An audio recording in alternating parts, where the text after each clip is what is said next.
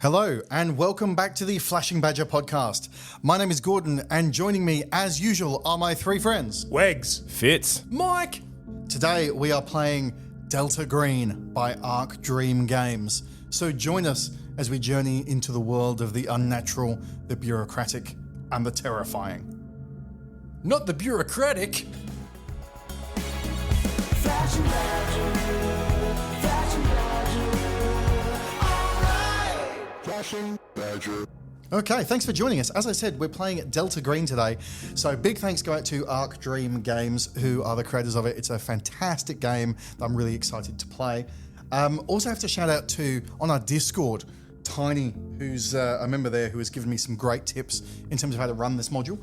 And a guy called Seth Skorkowski on YouTube, who has some great tweaks as well. Not that I'm calling out any rival YouTube channels, but he's done some great content for this, so check it out. Today's adventure is called Last Things Last. It's going to be the first time any of us have played the game. We're going to see how we go. So the background of Delta Green. Delta Green is a secret government organisation that's combating the unnatural and the bizarre, sort of Cthulhu adjacent, if you will. Everyone around the table is playing an agent of Delta Green who's experienced something unnatural, some kind of encounter with the beyond that caused them to run away or pass out or whatever, but survived.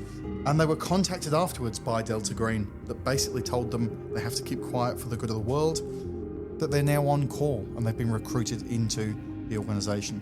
Delta Green's deeply secret even to the United States government and is about protecting all of humanity. Their goal is to stop knowledge of the unnatural and the horrific from spreading. Mike, tell us something unnatural and horrific you know. That just froze.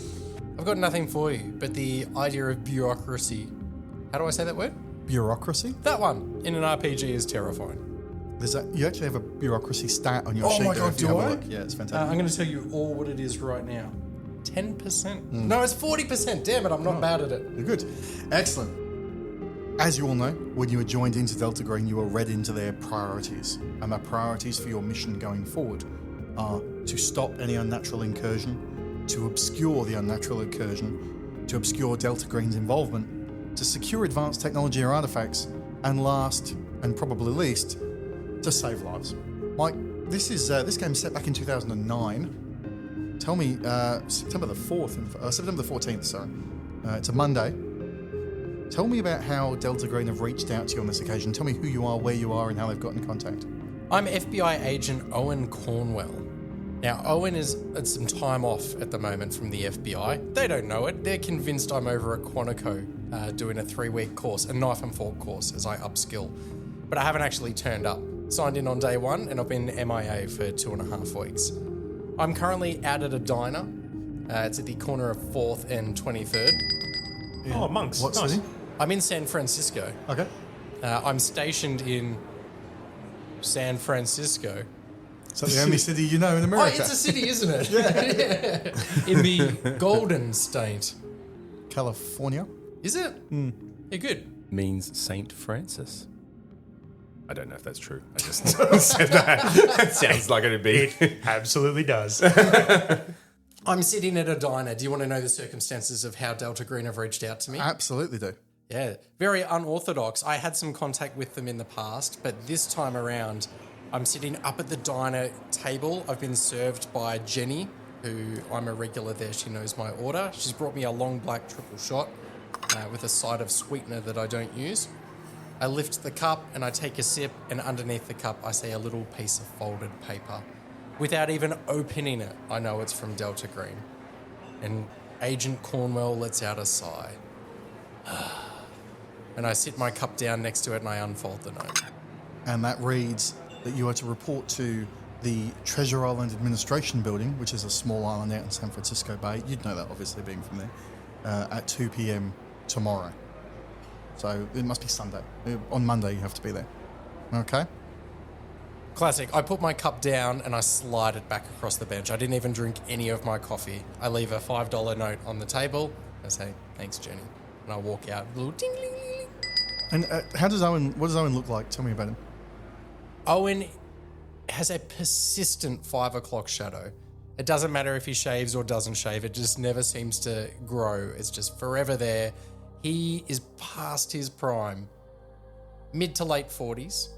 In fact, he's 50. He's celebrating his 50th in Jenny's diner. He's aged a lot since we first met him. Yeah. He has that little beer belly on him as well. His shirt is a little bit untucked. He presents as a bit of a slob, but those who know him know that he's good at his craft, and so he gets away with looking like a bag of mess in most of the places he goes. Has a bit of a receding hairline as well. And what branch of the FBI is he in? Is it like general investigations, or is he focused in something? He is amazing at understanding human intelligence and reading people. So this is 2009, but earlier in the 90s, they created a new team of people that was specifically designed to be able to come in on important cases. They wouldn't take carriage of the cases, but they'd provide investigative expertise as to the psyche and the motivations of people, and often unknown people, which is reading what clues there were within a crime to be able to then identify potential suspects. So halfway between like a profiler and an interrogator? A bit of both? Sure, those were words I wish came to mind when I was describing them. You used a lot of words to describe something that we already know about. Yeah, have they created these teams? We need some kind of federal bureau to investigate crimes. We got one. Excellent. All right. Fitz, what about yourself? Tell me where you are when you are. So this will be probably Sunday when you get this call or this contact. You want to know where McMurdy is? Tell me where McMurdy is. Just McMurdy. Everybody calls him that. McMurdy's in the gym. McMurdy is retired, but keeps a bit unlike our FBI agent here. McMurdy, though retired, probably pushing 50 as well, early retirement. He looks and appears as your stereotypical special forces type ex-army guy. He has dark hair that looks like it's never had any type of haircut except a buzz cut. He's got a giant handlebar moustache that reminds you of the sort of bare knuckle boxing type days, and there's a bit of salt and pepper in it. He's getting on a little bit, but he's probably got the body of about, on the outside, looks like probably about the body of a 25-year-old, but he's in the gym. And he's in the gym, he's working out, he's officially retired. And as he's finished his workout and he goes to his gym locker to get his towel and his stuff like that to have his shower, there is a small note in there. He gives a date and place and time to meet. Mm-hmm. He grabs it, gives the tiniest of imperceptible smiles about knowing what it's about, and without even reading it and opening it, quickly grabs his stuff, goes to have his shower, and he'll read that in a minute because he knows exactly what it's going to say anyway. And where in the world is McMurdy? Where's he training? So McMurdy actually is training in the gym. Obviously, I'm stalling for time here. That's good. Ask a stupid question. 10 things I had about you energy. Where'd you kiss her? In the car. Okay. A city, state? He's actually in California, but he is based in Sacramento at the moment. So once he reads the note and knows where he's got to meet, basically with the efficiency and discipline that required from someone that you would get of years and years of army training, he knows exactly what he needs to do, what timeline he's on and where to prepare. And he goes about it like it's no big thing, like he's almost already planned this before it happened, because he's just got that kind of military discipline in him.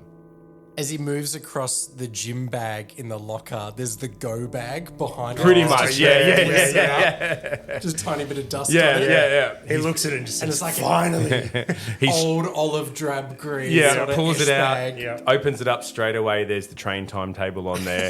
He looks exactly what train he needs to be on, what time he needs to go. The only thing he does prior to leaving to go meet at the designated meet spot, which I'm assuming is the same as whatever, is he goes to the front desk, gives a little wink and a smile to the girl behind the desk and says, "Can I borrow your phone for a sec?" And he makes a phone call to his neighbour saying, "Can you feed the dog for me? Keys under the mat. I'll be gone for a couple of days." Okay. So Sacramento, I've done some research on this when you provided it to me. Sacramento's about an hour and a half-ish away from San Fran, is that right? It's not lost on me that it was dropping that he knew more cities in California. I know. You weren't sure if San Francisco Because I was used a to be in city. Oakland before I spent a bit of time in LA. Well, I went to LA and I thought, you know what? Who now I'm over in bases Sacramento. themselves in LA? Let's go Sacramento or NoCal. That's out there for anyone who knows. This will be a Arrested Development thing where you'll be going, I'm in the OC. Don't call it that. Yeah. no, not Sacramento, California. It's Sacramento, New Hampshire. It's, This is the bullet train that they had in 2009 is going to get you across country. No, yeah. So he organises his dog to get fed, and pretty much exactly like Mike just said, he's got basically a drop bag ready to go. He does need to swing by a sort of a storage place quickly, pick something up, and then he's pretty much paying cash on the train and head off to where he's got to go. Most excellent. Wegs, Indeed. Hello. I think without spoiling anything, you might be an outlier amongst this character group. Yeah, absolutely. Tell me about your character and what he's doing at the time that he gets contacted. Yeah, Wilhelm Schell. Please call me Willie. Wilhelm is where he is always, which is in the lab. I'm in my own sort of private research lab, astrophysics lab in rural Washington state, as far away from the nearest town as I can possibly get it and still comply with zoning laws. If I could do my research in the middle of the woods in a tent, I would do that. But no, I've set up my lab well away from the rest of humanity just so I can purely focus. That's all I'm doing. Supposing there was an idiot amongst the four of us, explain to them what an astrophysicist is. Comes from the Latin astro, meaning well paid, I believe. I look at the stars. That's all I do with my days and my nights. I try and sleep as little as possible during the day, so I can spend more time looking up at the stars. I'm haunted and fascinated by them. I'm surprised you're not in California with us, with all the stars that we have. Nice, yeah, Hollywood. Yeah. There's a Hollywood Boulevard reference.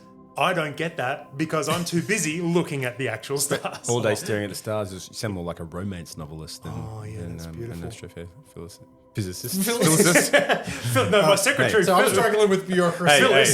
He's a philatelist. He collects and categorizes stamps. If the army wanted me to know what an astrophysicist was, they would have told me. They would pay you to know. Right. If man were meant to fly, God would have given us wings. So I'm in the lab, which is what I'm doing. Okay. And how does this contact come from Delta Green? I have a phone line, like old school. I suppose it's 2009, so current school maybe. I have a landline phone on the hook next to the front door. I have 2 monthly phone calls, one from my parents checking that I'm still alive, one from a partner who is very, very sick of dealing with me and is looking for an excuse to get out of the relationship. The only other phone call I ever receive is from Delta Green with just instructions, time, place, date, location, and I go. There's no introduction, there's no talk back, it's like is it a tape on the other end or is it actually a person? No, it's a You're not recording. sure. I even hear the click of the cassette tape when it's pressing play. Yep. Just time, date, location, and away I go. And how frustrating that you have to walk all the way to the front door to answer the phone when you're at your desk. Yeah. And it's even worse if his mum's on the phone at the same time because it's like, Mum, I'm waiting for a call. It's about astrophysicists. Get off the phone. No, I don't trust. I absolutely do not trust cell phone technology. I trust too new. wires. It's too modern. It's unproven. It's untested. This newfangled 3G. It's not for me. I don't trust it. And fortunately, I know Delta Green operate the same way. Gordon will be able to tell us, what do the 3 Gs stand for? All 3 of them. It stands for get good Information. gravy. It's not easy, I'm sorry. No, it's not a good one. The following is a classified recruitment advert aimed at armed forces soldiers of a certain IQ band. Did you wash out of Delta Force training because you think it was too political? Did you fail your entrance exam for the Green Berets because, as you put it, me intake sergeant just didn't like you? Then you have the right stuff. The right stuff for our new covert ops unit, Delta Green. Delta Green is the kind of unit so secretive your family will be told you were KIA until we make it so.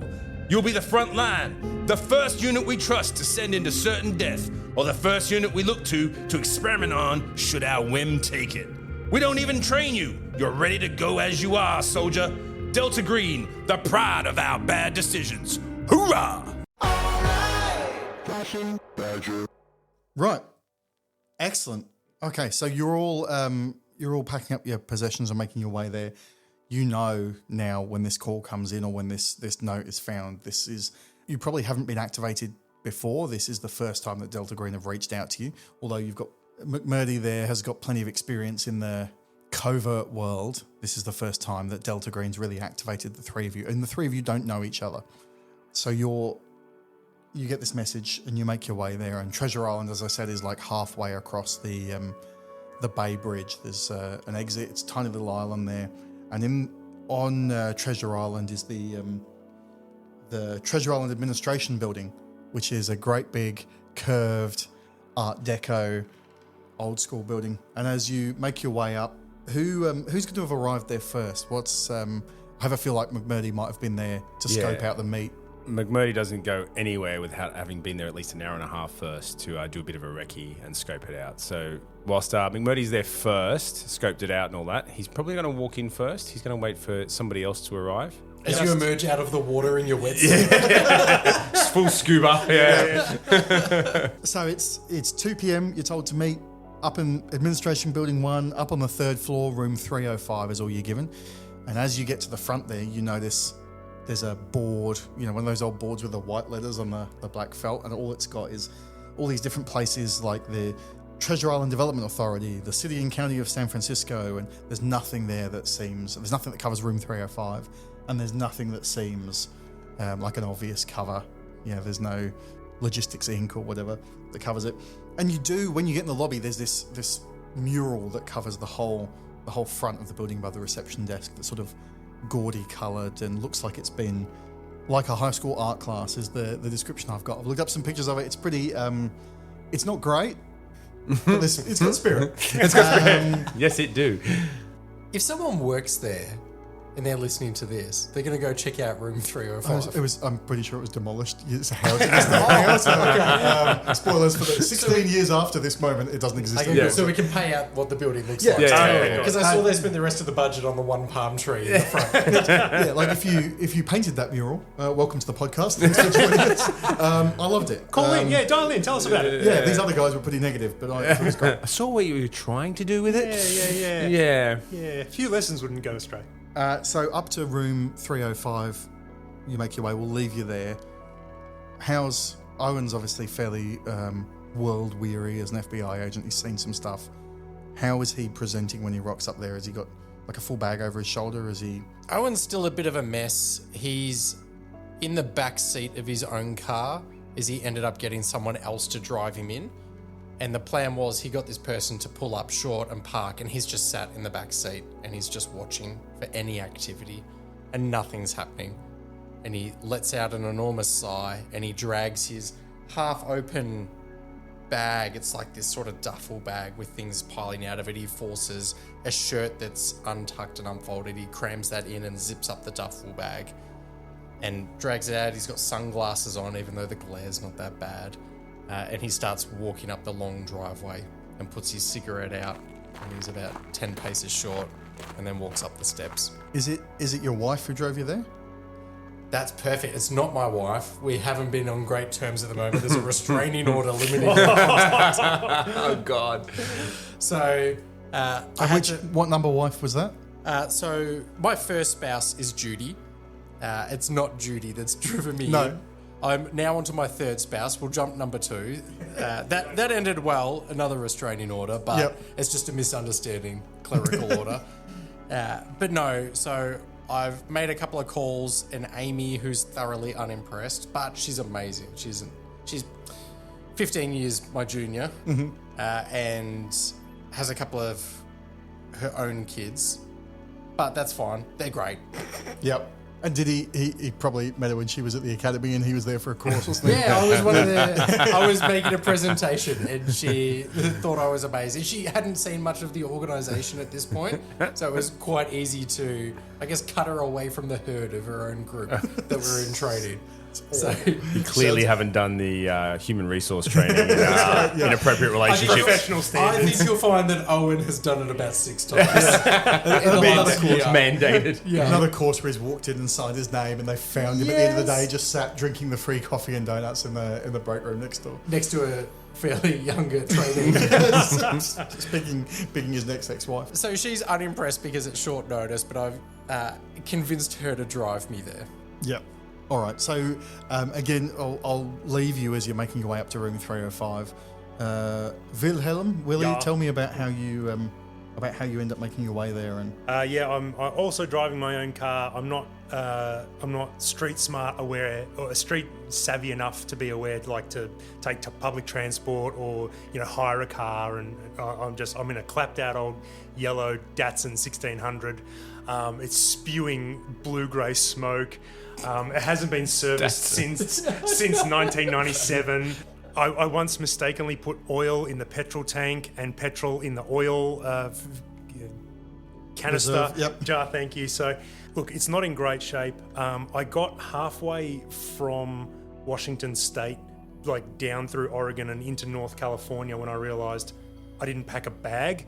I've just dived in the car and gone. Fortunately, I've been in the same set of clothes for about 4 days already, so it doesn't really matter. I don't need to change now. I won't need anything. I won't need toiletries. Any toiletries I need, I can pick up. California, I should be fine. I'm sure there's a toothbrush or something I can find. You got a business shirt at one of the gas stations. Yeah, bag's not riding in the front with him. No, I'll just spray some deodorant over the top. Should be The old fine. shower in a can. Yeah, shower in a can. Yeah. That takes care of the smell. Just ask any 15-year-old boy. Links Africa. Like to Today's say- sponsored sponsor? by Links Yeah. Africa. Yeah. And Datsun. So I roll out of the car. I'm feeling fueled up and refreshed because I've stuck to my usual diet. Every mealtime, I have a 6-pack of Red Bull and a pack of smokes, and that keeps me going pretty intensely. So 2 out of 3 of us smoke. I'm tipping. I don't smoke. Only when lit on fire. After some operations overseas. Which has happened. only I remember a happened twice job in I his did career. back in the 90s. That's right. It's like you heard about the liberation of Kuwait. That was me. And then he has to name an operation, and you heard about the time we were in Kuwait doing whatever, and they're like, I didn't believe we did that. He's like, that's right. You're goddamn right. we did that. Goddamn right, we didn't. Wink. So as you enter the room, there's a lady dressed in quite a severe-looking suit. She's got sunglasses on, despite being in a quite dimly lit conference room, and she just points as you walk in at a chair, and she sort of says, I'm going to ask you to maintain silence until everyone arrives. Just sit down. And McMurdy, I think, is probably there about 15 minutes before everyone else. I mean, I suspect Willie comes in next, and as soon as he walks in, how is he when he walks in the door and sees this lady? Exasperated, intimidated, a bit well out of his comfort zone, is in a shape to do exactly as he's told. Yep. Okay. And he sees McMurdy sitting on one of these seats, examines this bulging T-shirt and this amazing mustache. What's his feeling about that? Your mortal frame does not concern me. We're on a mission. You tell me. Do I need to sit down? I'll sit down. Yep. Yep. So as soon as you come, you get the same thing. Just sit down, please. I'll Yep. ask you to maintain Yeah, silence. your flesh is irrelevant. I think McMurdy straight away, he's up the back. Whilst they're first, he's up the back against the wall. No one's coming in, sitting behind him. Yep. He's scoping this room every couple of minutes. Where are the exits? Where are the weapons? What could be a weapon? What could be used as a weapon? He's been in these briefings before. He knows what's coming. They'd break out into gunfights in this briefing. He's had a briefing before. He knows what goes down. Yeah. I, on the other hand, I can see the veins of fate. You couldn't kill me if you tried. Fate will not allow it. The stars have not decreed it. And I'm guessing Owen turns up last and tries to pull the push door, and there's outside they hear bang, son of a bitch, as the door But flies Owen's open. losing control in his life over things that he's forever had control of. And so he looks for little opportunities to either regain control or just to test people. So as he enters, he knows he's late. He does a half look at his watch to see what time it is, but he already knows what time it is. He just wants to see everyone's reaction to him looking at his watch. He leaves the door ajar when it's apparent it should be closed. You're an agent of chaos. What is going on? And he walks all the way to the front of the room and sits in the chair closest to the presenter and sits down and just stares at them. All right. And what time is it when he walks in? What time was I meant to be there? 2 p.m. Oh, it is 2:16. You are evil. It is just This such is an one of those awkward ticking- amount of time where you couldn't postpone everything. You're like, I think he's still just a few minutes off. This is a ticking clock game, so Owen's cost you some time. So after everyone walks in, she sort of glares at you through the sunglasses, but then she says, "Look, no names or chatter. You're only to answer my questions. Did you bring cell phones? Did anyone bring a cell phone?" Jesus, no. Why the hell would I do that? McMurdy says, yeah, I've got one burner, but I can get rid of it. I pat myself down to make sure I'm actually sure of it, and I find my phone, and I do. I have a smartphone on me. So she points at this. There's like on the conference table just near where she is. There's this large metal. It's like a safe deposit box, with a folding flap and the lock on the top. She's like, right, remove SIM cards and batteries and phones in the box. To show my dedication and nonchalance, I just break mine in half and throw it in there. Flip out the thing, break it off and throw it in there. I don't need it. And the I can get another one. lithium-ion battery bursts into flames. As he breaks it and just drops it in there, I just give him a side eye. I reach in and grab a small component of his phone, and I use it to punch out the SIM card of mine. And it's just without care. I drop my phone in. Like, it doesn't matter. It doesn't have a protective case. It's not like a new iPhone or anything. It's like a just chunky old Nokia. Or drops in and you hear the doo-doom, doo-doom, doo-doom as it sort of falls down into the compartment. I picture Owen's got one of those, like a BlackBerry with a slide up with a screen, but he's never used the keyboard part of it. And it's just always like... And the little stylus pin thing is just gone. And it's just a hole where it once... That was missing 4 seconds after you bought it. Yeah, It's got Twinkie cream smeared on the outside. Sorry, I made a comment about your weight. That's a sensitive topic. I thought Twinkie cream was just this like offensive term you Whoa. used. Whoa. I thought it was like, oh, Twinkie, like the Listen up, the Twinkie sugary- cream. I got something to say. the card. So she, the phones go in the box, or what's left of the phones go in the box, and she closes the lid and locks it, and immediately pulls out from a like leather, almost doctor's bag next to her, pulls out a thing that looks like a metal detector wand. Those of you in the Spec Ops world would recognise straight away this is like an RF detector for bugs and everything. And she walks up and starts sweeping over Willie, who's didn't have a phone to begin with. Yep. And then she's moving on to you guys. Is everyone cool with this? Would my earpiece or anything set it off? I've got both a throat microphone and an earpiece. You're wearing them now. Yeah, like I'm basically on the clock. So I've got all my gear with me as if I was working. As long as they all communicate with a base radio. So as long as the radio's So it's in my pockets or in my kit. So cool. So she knows. She's like, what's this? You've come. I've come to a from secret work. meeting wired. Well, you know what I do for work, so I need to have it on. Yeah. We're not going into that. She's like, just disconnect for me and chuck it in your bag. I dangle the plug to show that it's not connected. The old like microphone, the Just a little- microphone jack. Yes, bit. the microphone jack jiggle at it. Yeah. I show her the small aluminium case that I've got slung over my shoulder. I sort of hold it up to her like she knows what's in it. Almost. And she kind of gives you a nod and like waves with her hand, like just. And just apart put from it that, I'm pretty comfortable. The pins in your knees and the metal hip replacement and all that stuff doesn't set it off. This ain't a metal detector, champ. It's an RF detector. Good, he's right. Oh, he's good.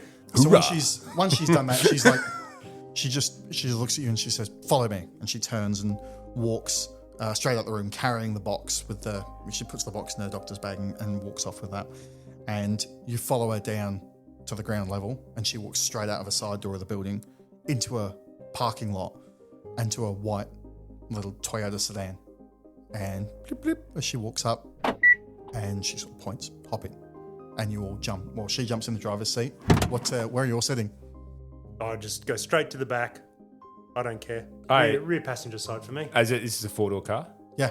I actually open the door to guide young young Owen into the back seat next to Willie, and I purposefully sit myself in the front passenger. It's lucky you sat down because I was about to walk straight around you and into the car. Thank you, Jim. I'm here with the newly crowned Intercontinental Champ, Macho Man Mike. Macho Man, can you tell me... Cup of coffee in the big time, yeah. Coffee? Mike, have you heard about Delta Let Green? me tell you something about Delta Green. Yeah, there's plenty of people that want to come after the champ. Yeah, and I have a message for the commissioner. The commissioner, what about Delta Green? Macho Man, Delta Green... Delta Green is nothing but a chump. Yeah, Delta Green rises to the top. And I'm not buying it. I'm not making a purchase with my cashier's check. Oh no, cup of coffee, hold the Delta Cream. Hold the cream, Macho Man Mike. Commissioner McMurdy has come out this Yeah, weekend. well, I have a message for the commissioner and anyone else wanting to try and take the belt from the champ. This Wednesday night, you're gonna bear witness to the dismantling of a pathetic little man. Yeah, calamity is a card in my hands, and I might just play it. And Macho Man Mike, we are running the risk of being what cancelled. interrupts Macho Mike? Macho Man, no, not the Macho Chair. Macho Chair!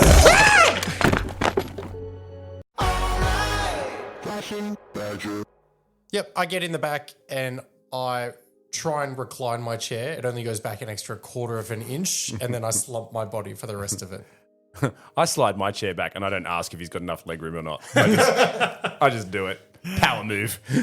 All right, so all of you in the car, I'm going to get you to roll an alertness check for me. You'll find it on your sheet there. We're going to get a percentile roll. You have to roll under that value for me. I've passed with a 57 under 60. Yeah, I've passed with a 12 under 20. I failed with a 62 over 60. Owen, and really straight away, as soon as you get in the car, there's this like distinctive smell of, and Willie, you know, with your student days not that long behind you, it's like the distinctive smell of marijuana soaked into the car.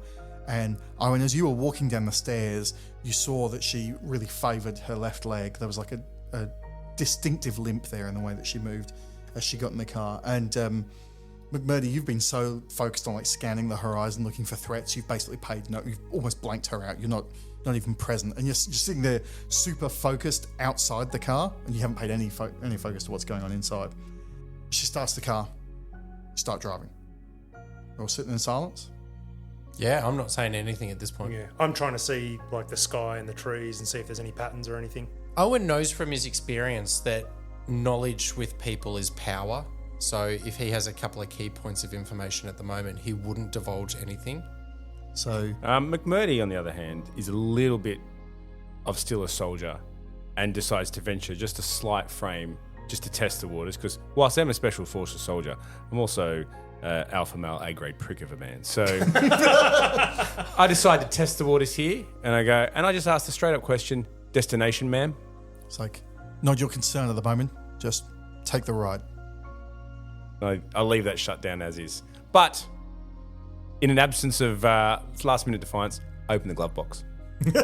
Just to check what's in it. Tell me what you find in there. Gloves! Well, I was hoping you would. 150 pairs of gloves. You check the GPS that's on the dashboard to see where we're headed. No, I do open the glove box to have a quick look, see what's in it. So in there you see, it's almost like a rental car. Like there's the manual folder, you know, with the service book in it. And there's one of those little containers of like boiled sweets. I don't even know if they have them in America. They're all But they stuck do in this car. You take the lid off, and it's just one mass. It's clearly melted in the California heat. So the car ride goes for just a few minutes. You know, Treasure Island is tiny, and you notice that you're not going up towards the on-ramp for the Bay Bridge. So it takes you across the island. You pass by a fence, which you can see a big radiation warning sign, do not enter, you know, prohibited US government, all the warnings. She drives straight through the open gate there and takes you into the barracks complex, which is multi-story glass building that's covered top to toe in graffiti, like it's clearly derelict.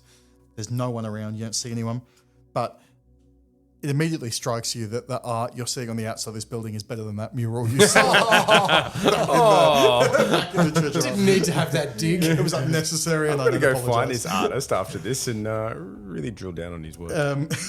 You make your way inside there into just a nondescript room inside the barracks. And as soon as you get inside, she turns around, shuts the door, and she's like, okay, welcome to P-Cell. You can call me Hieronymus. I'm your cell control officer. I'm your connection to a cell, leadership group of the group. Leadership group of the group. Anyway, he says, look, not long ago, I was an agent like yourselves. As you know, the name of the organization is Delta Green. This is the last time you will ever hear me say those words, and you are never to repeat them unless it is of the utmost operational importance. If you need to refer to the organization, you can call it the group. He said, look, you don't know each other. You don't know where each other's from. That's how we're keeping it.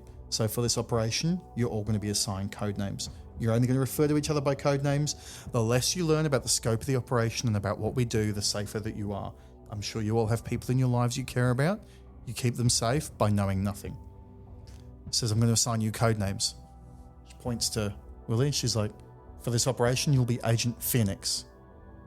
Points to McMurdy. She's like, Agent Panama. Points to Owen. She's like, for this operation, you'll be Agent Prague. Says, look, I'm giving you each, and she's handing out slowly 2 phones. One's got a blue sticker on the back and the other one's got red. She says, look, the blue burners are going to be used on this mission if you need them, but you leave them off until you need to use them. Understood? Man. Owen nods. Says, look, they're encrypted, but don't assume that anything is 100% safe. You're still to maintain OPSEC while you're talking on there. And she's looking at Willie and she's giving him like this slight squint behind her sunglasses because she's not convinced you know what OPSEC means. What's a... Sec. It's in the name, really, isn't it? Operational security? Yeah, that's what I said. You're not to discuss the organization. Do not trust the encryption on the phone. I don't trust... Do you understand? Oh, if it were up to me, I wouldn't turn this phone on. But yes, I understand. Excellent. It says, if you end up having to use the phone, you're to delete all the call history. You're to remove the SIM cards and destroy them. And the phones are to be destroyed and discarded somewhere it's hard to find. Do you all understand? Yep. You any good at destroying phones? I've already shown my proclivities here. Says the other ones I've given you, red phones, they're for emergency contact in the future. They include the phone numbers of your each cell member and my phone number. Memorize them, delete them from the phone book as soon as you can. Said, so this bunker, this barracks that we're in now, this is our new rendezvous point. If you get separated, if something goes wrong, this is our fallback meet point. Do you all understand? Yes, ma'am. I'm very pleased to have you all here. The first commandment of the group is, thou shalt not get caught. You don't have to get a jail-free card. None of you have a license to kill. If you're outside, for everyone outside, you're a criminal, you're a rogue, you're a terrorist, you're whatever. If you're arrested, you'll keep quiet, you say nothing, and you take whatever's coming, whether it's from the justice system or some other group. Getting you out of custody is not ASL's priority unless they need you for another mission. Do we all understand? Yes, ma'am. Sure. So, right. I see some of you have come prepared, and she like glares at Willie. She's like, in the future, you will always have a go bag packed and ready for a night at the opera. Understood? I don't like the opera. She's like, gives this like exasperated sigh and like catches McMurdy's eye. She's like, night at the opera is what we call an operation. You are currently on an operation. This is a night at the opera. Do you understand? I don't like the opera. Oh, sorry. Yes, no, I'm with you now. Sorry. Does he have an accent, Wilhelm? Is he? He's quite world weary. Grew up in Germany, but's moved around a lot, so it winds up sounding a lot like a 40-year-old Australian bloke. Weird. Yeah. So she says, look, During this exchange, I'm trying to catch Prague, who I now know him as Prague's eye, going, check out this guy. Trying to see if I can get some sort of connection there, sort of like we're experienced. I clock him for a spook pretty quickly. I've been on enough of these missions, so I'm sort of trying to get a bit of a, hey, check out this non-combatant.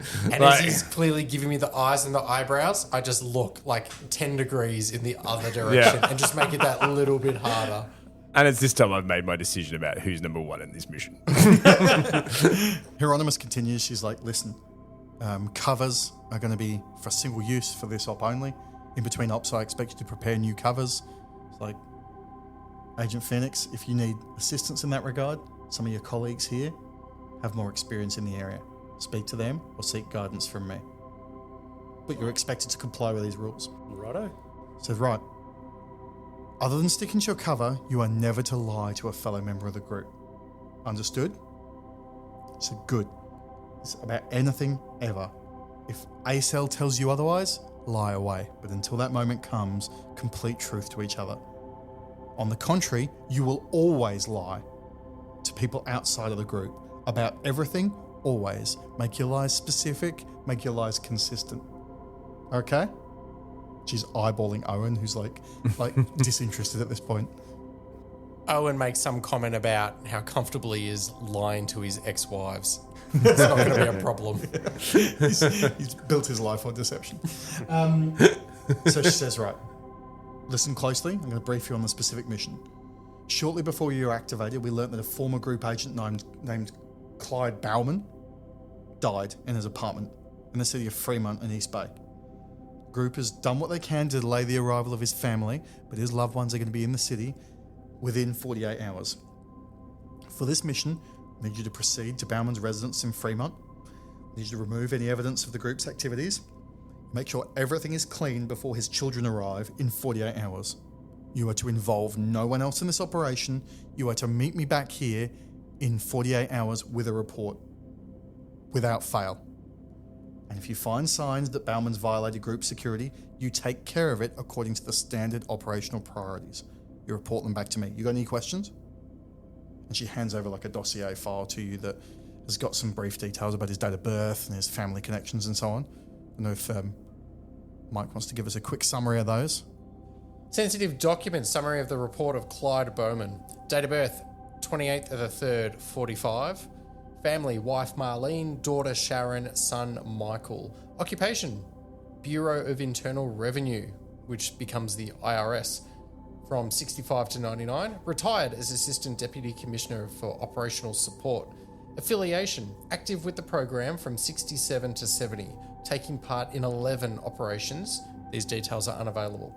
Numerous consultations with a specialty in taxation and property confiscations.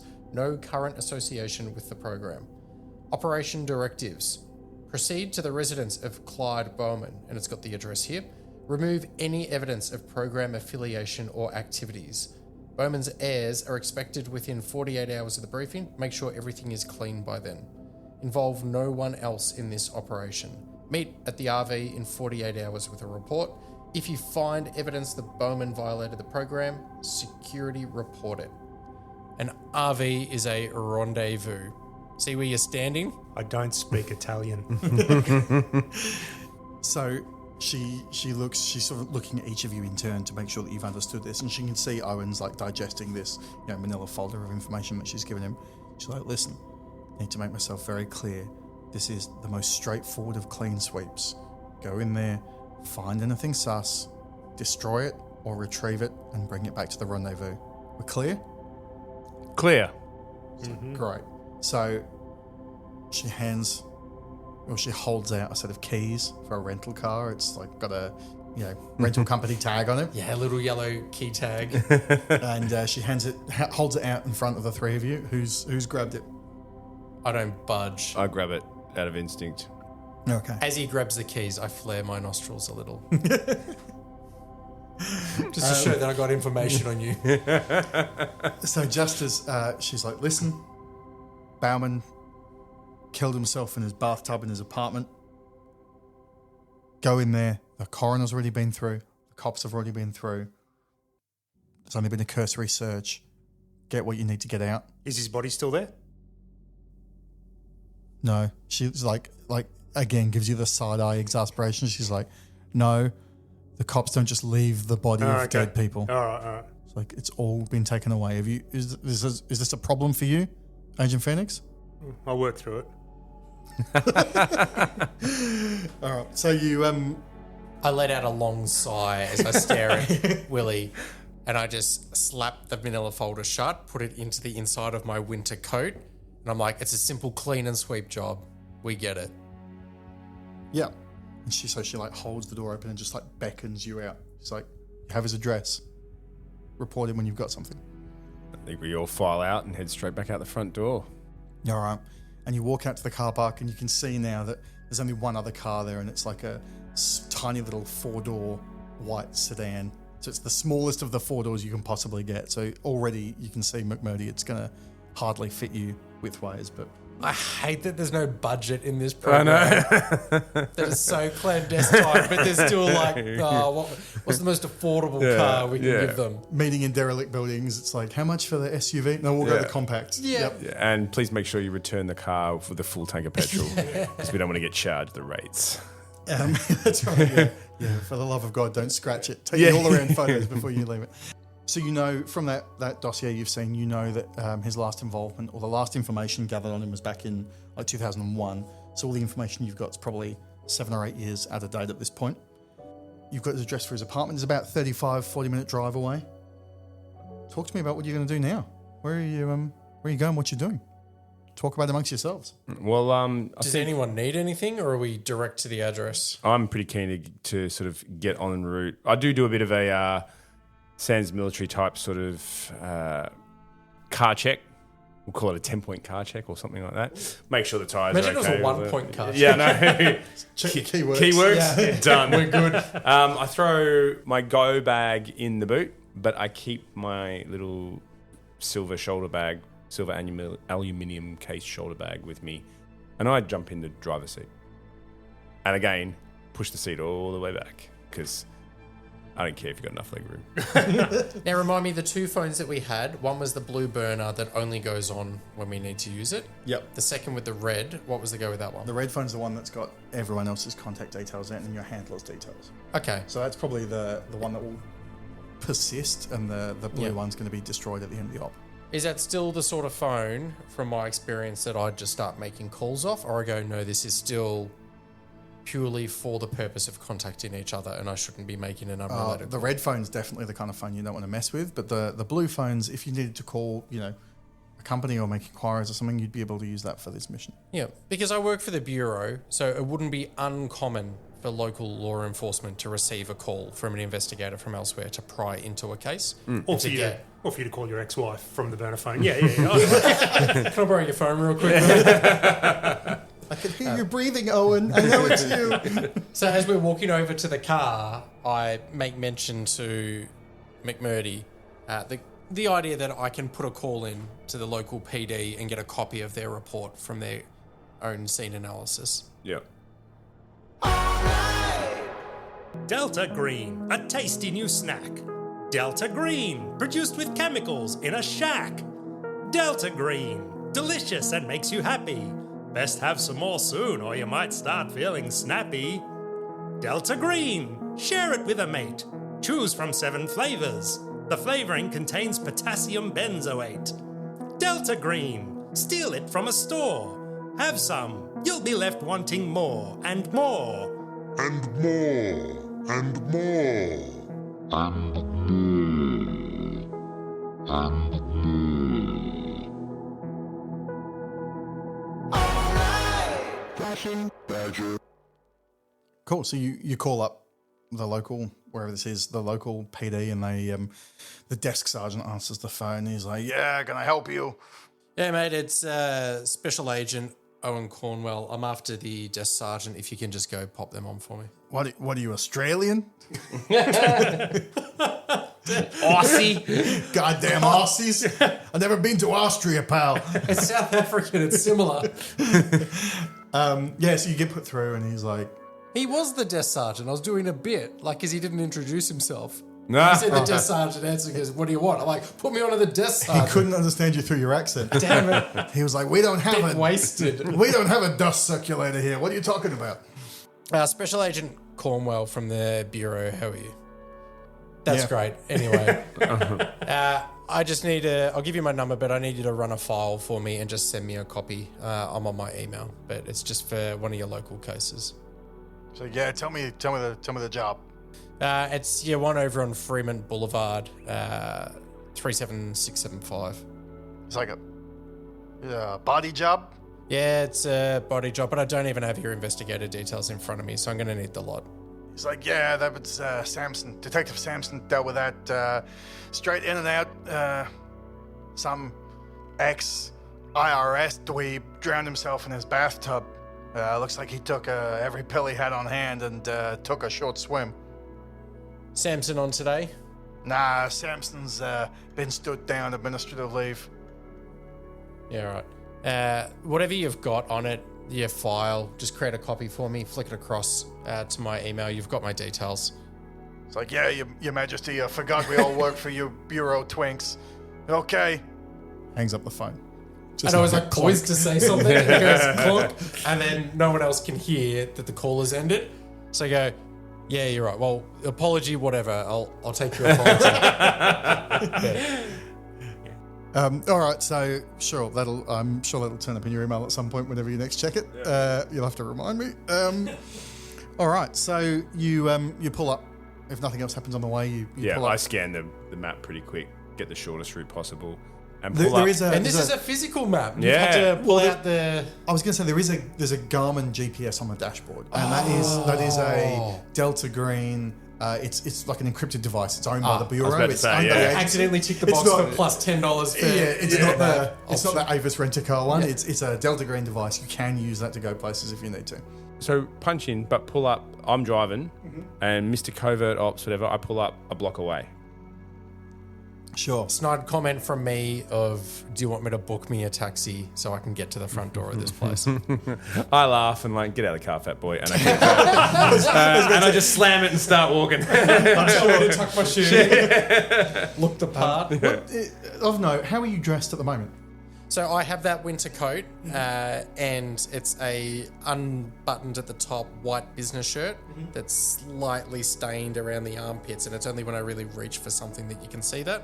Untucked at the front, over black slacks and black dress shoes. And how do you got a gun?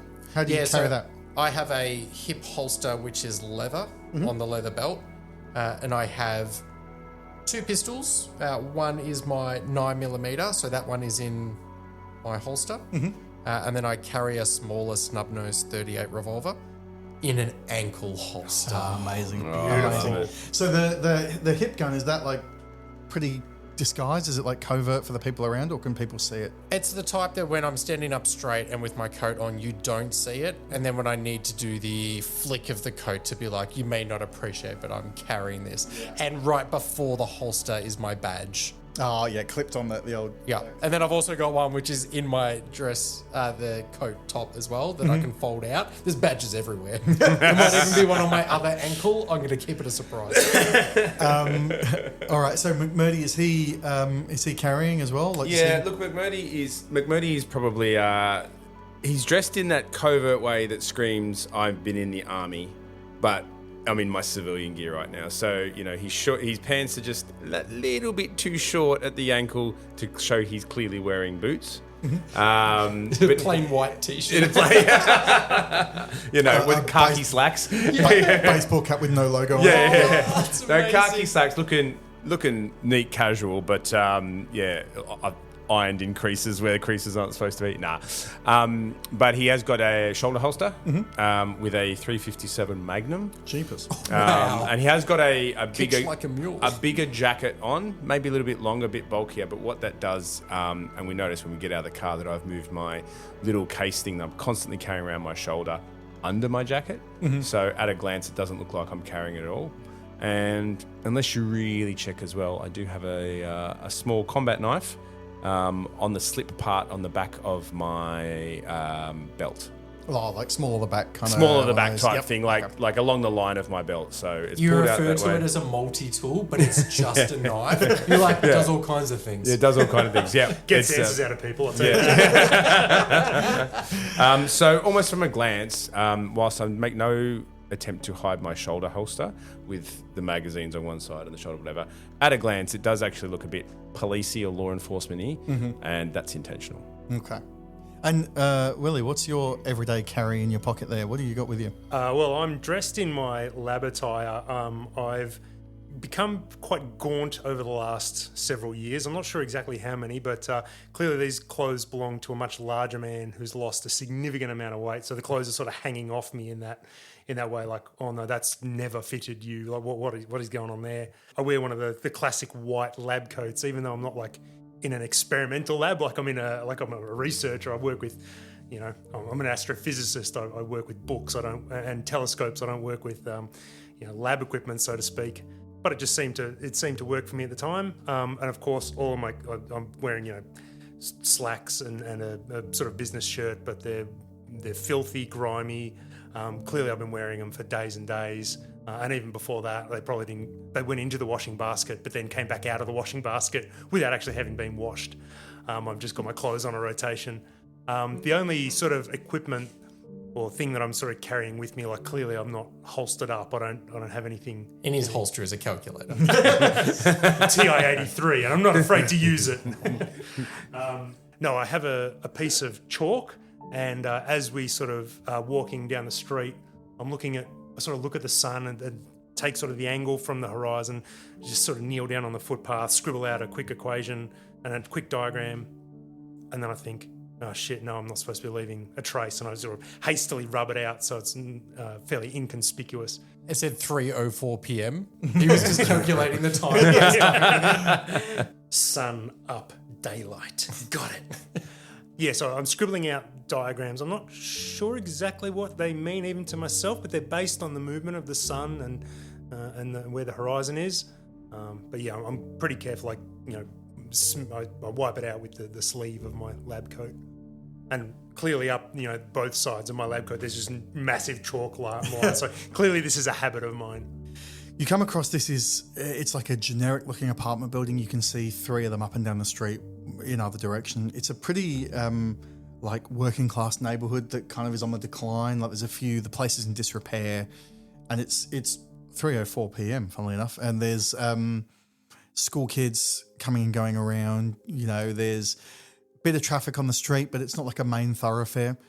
And from where you're approaching the front of the building, you can see that there's the classic 2 or 3 steps up and a front door that leads into kind of an airlock before it goes inside to stairs and a lift. Are you going straight in, or are you keeping some surveillance? I think I sort of just professionally sort of whisper to Prague, not Phoenix, because clearly we've had to hustle him along from his sidewalk chalk drawings. Just keep our eyes out. I'm running this like a military up type thing. So yeah, I'm scanning the street, scanning the doorway, looking for anything that I might consider a threat or whatnot, and ask him, do you reckon we should do a blocky? All right. So do you two want to give me an alertness roll and see what you can see? I failed. I've actually failed as well. I huff to him and say, this scene was cleared weeks ago. I don't know why you're on edge. Everyone's well gone. Not wanting to cause too much friction in the group, then I go fine, and we just walk straight up to the door then. Okay. I'm completely oblivious, and I would have barged through the middle of these two had they not sort of decided just to go straight in. It didn't even occur to me to check, to maintain situational awareness. Not a concern of mine. You guys don't notice anyone specific around the front of the building. You see traffic coming and going. You don't see the same car come past. You don't see any surveillance cameras on the building. There's nothing there that puts your feelers out and makes you concerned about the safety or the building being surveilled. Oh, well, I think straight up into the airlock. Is it can we walk in, or do we have to get buzzed in?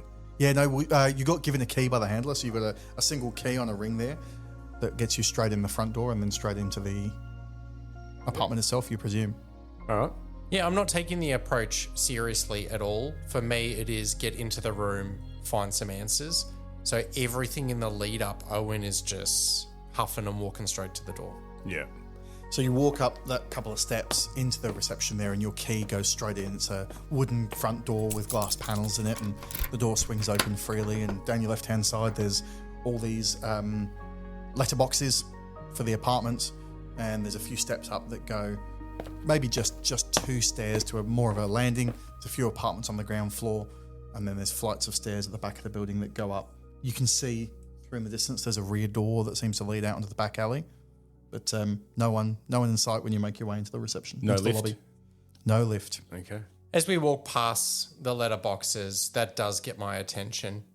And it's almost that being through repetition of so many crime scenes, that one thing works on one crime scene and you find yourself doing it on each. And so he stops himself, even though he wants to walk straight to the door, stops, takes us a few steps back and looks for the number 37675.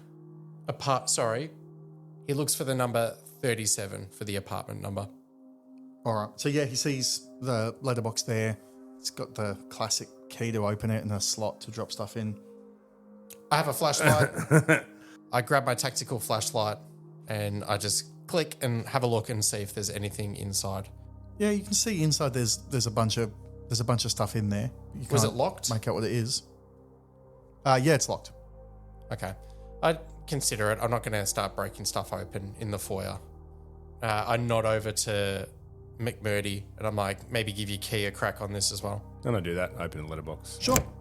So you unlock the letterbox, and out comes a stack of. There's like a pizza menu, and there's the dry cleaning place thing, and there's a few coupons, and there's nothing there that's got his address on or his name on at all. It's all just stuff that looks like it's been dead dropped to the whole building. 20% off Delta Green. That's right. Do you need your floors sparkling clean? Try Delta Green. Each one is a Delta Green product of something different. All the coupons, and flick through them, but if you don't pause it, you don't see them. Yeah, so there's nothing in there that really grabs your attention.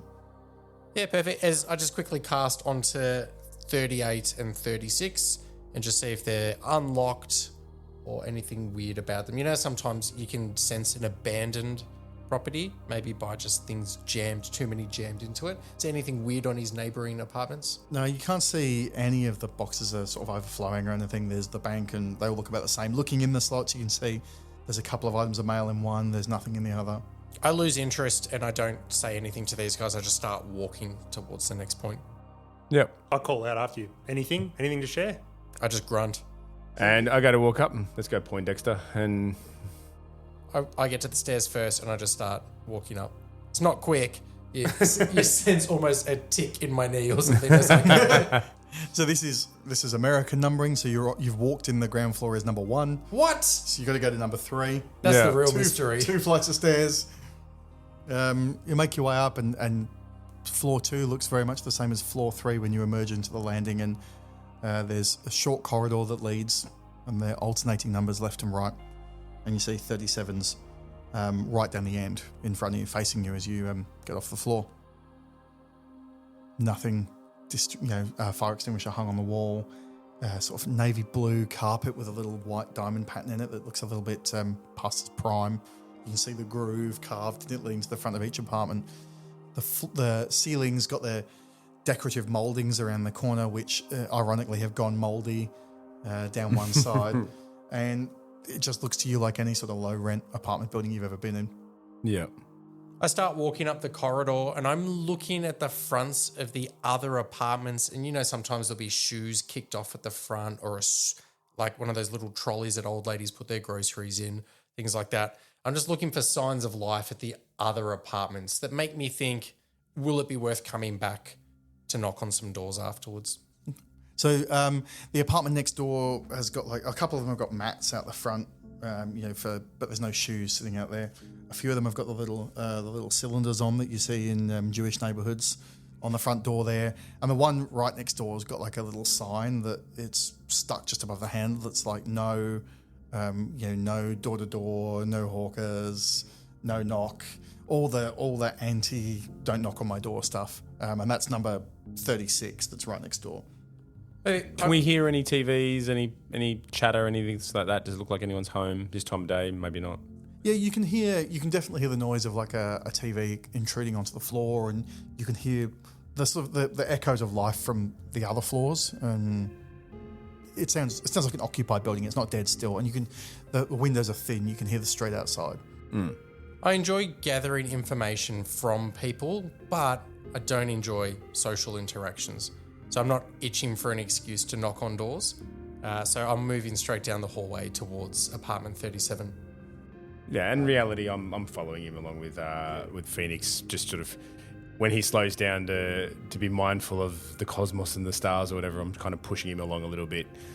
We're looking at this as a pretty straightforward, trusting what I can't remember what Hieronymus said, that this is a straightforward clean sweep. So we're just heading straight to the front door. So you walk up to the front door. Obviously, it's locked. You have been handed that single key. Yeah, just before you go to sort of, I can see that you guys are the take charge guys. Just before you do, I get out the trusty piece of chalk. I draw a protective diagram on the front door, and you two are like, "What the hell are you doing?" Don't tell me what I think, but what the hell are you doing? Yeah, what the hell are you doing? I can see in Owen's your eyes. jaw just drops. He's so unimpressed. Yeah. Describe what this. What does this look like? Well, it's based on the signs and symbols I saw in the sun earlier. So I've had to carry that protective charm with me and just put it on the door for our safety, obviously. Before we step into this room, Willie, Yeah. no touching. Okay. Well, I'm done now. It's fine. Holster the chalk. I don't have a holster. I have a pocket. We open the door. I think Prague and I pretty much. I like the idea that we're sort of standing to the sides out of a kind of fatal doorway, fatal funnel type thing, and there's Phoenix just standing there like wide a target as possible in the middle, just going with a silly look on his face. Yeah. I'm literally like I cannot figure As out why the door- you guys are not standing in the doorway. why the door sort of swings open. Yeah. We take a quick glance in before going to move. I don't know what Phoenix does, but I'm going to give it a second as the door flies open. When you put your hands on the door and you were drawing the chalk, sometimes you can get a sense of if an apartment is empty or contains furniture and things like that based on the hollow sound inside. When he thumped his hands on the door to draw the chalk, how many couches would there be? Yeah. Was it a chaise Using lounge my- or was it? If there is a proper empty apartment and you Yeah, knock on sound. it, does the echo through? Using psychic Sonar. powers that I've just Sonar. described as Yeah. hearing. I'll tell you what. First off, as soon as you start drawing the symbol, make me a sanity roll. So what you're doing is your current sanity is here. You're trying Yep. to roll under that. For me. Okay, so my current sanity is 48. I've rolled a 000. Okay. That is a Critical fail. excellent. Cool. So something about this drawing that you've done, this half remembered image that you're not quite even sure where it came from, combined with the geometric mathematics you've conjured in your brain, causes the back of your eyeballs to itch. And for a second while you're looking at it, it feels like the world is swimming in and out of focus. Yeah. And there's Hello, itchy eyeballs, my old friend. there's like the old purple fuzzies coming in slightly at the edge of your vision, just until it feels like as you put the last stroke on it, it's almost like you break like maybe you've slipped off the pattern a bit and it breaks the spell, but you're going to take 2 sanity damage for me, please. Okay. You two you've been at a funny angle and you haven't really paid enough attention to this for this to be I think we're still. an We're issue. 30 feet into this operation and he has a wig out. Yeah, I know. I'm like, what's this guy's deal? I can tell why you're here. I can tell why I'm here. Why is he here? Guys, we can't go into this apartment. I'm sorry, we can't. I look at you and I just motion to your key. Yeah, and I was about to say, his key's already in the lock at this point, and I feel like as you're saying this, he's probably done the turn and the door is just slowly going. slowly open. Yeah. No, the stars have decreed this apartment is not safe for us. If we go in here, we open gateways. This does not end well. And as you say those words, McMurdy steps Yeah. over the threshold. I look at him and go, righto, champ. It's And going I to just be walk in. unsafe for you, Phoenix. Yeah. And McMurdy, when you go in, is it I'm on edge, so I've got hand on holster. Whilst I do know this is a straight up clean sweep, we are going into a room, and I'm clearing a room as a military man might in this sort of way. I'm not expecting anything, but also I'm expecting anything. so as the door swings open with a creak and Phoenix is almost sort of half grabbing your arm as you go to step in, and you just kind of brushed him off and stepped over the threshold. At that very moment, the episode ends. And,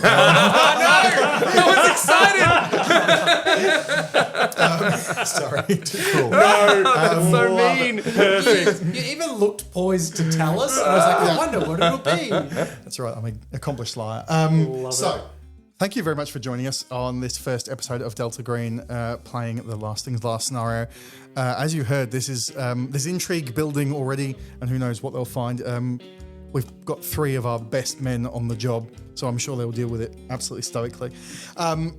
Thank you very much for listening. As we always say, if you'd love to leave us a review, that would be great, really helps the channel. In-universe reviews are our favourites, and we will do our best to read some out. So if you want to write us a review from the landlord at the apartment building that they're presumably about to destroy, or the handler at the barracks who met them and is very disappointed in their progress so far, The let us know. graffiti cleaner at the abandoned building on Treasure Island. Or the guy who painted the mural was just so upset that they were dismissive of it. Overheard them talking. As I always say, we have a Patreon that really helps out, and especially with the painting channel on YouTube as well. So jump on there and give it a watch and a like. And you can see some great bloopers and things of us doing terribly unprofessional jobs so far. Inside the Patreon, you might even discover if Owen Cornwell ever received the email from the local PD. That's right. He's going to write you an in-universe email. And for an extra $5, he'll personalise it to you. Most importantly, though, I have to shout out the Discord. As I said at the start, some of the guys in the Discord helped me prepare for running this, and I'm using some of their mods of the scenario. You can choose what next RPG we're going to do. You can give us suggestions. You can give us verbal abuse. Yeah, the Discord voted for Delta Green. They did. Yeah, this is actually I forgot to mention that at the start. It was a very close run vote, but this was a Discord choice. So if this goes terribly, it's all on them. And importantly, if you are interested in Delta Green, if you like it, Arc Dream Publishing have a great website for details. Or else Drive Through RPG, there's an affiliate link there that again helps us out if you buy anything, shows us that you're keen on what we're doing. For now, that's enough from me. Thank you very much for being here. I've been Gordon. I'm Mike as Agent Owen Cornwell. I'm Fitz as Agent or as McMurdy, just straight up McMurdy. I'm Wegs as Wilhelm Schell, the Lost Phoenix. Thanks very much. We'll catch you next episode when we will continue Last Things Last. Fashion Badger. Alright. Fashion Badger.